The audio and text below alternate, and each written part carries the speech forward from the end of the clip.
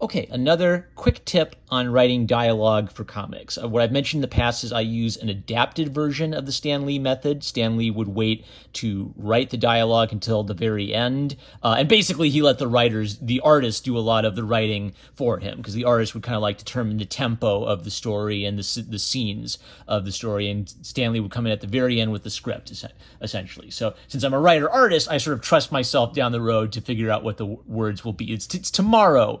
Me's problem, right? So because of that means I sort of plan it ahead, but I save the final decision for the very end. So I also take inspiration from Charles Schultz. And the way Charles Schultz said he would write a comic strip is he wouldn't try to think of a gag.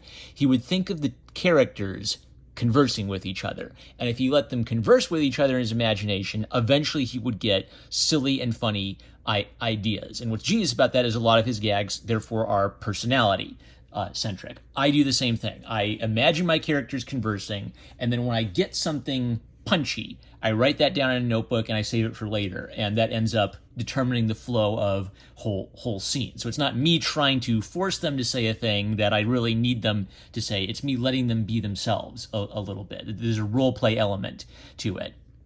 Where was I going to go with that? That's the tip. That's good enough for today.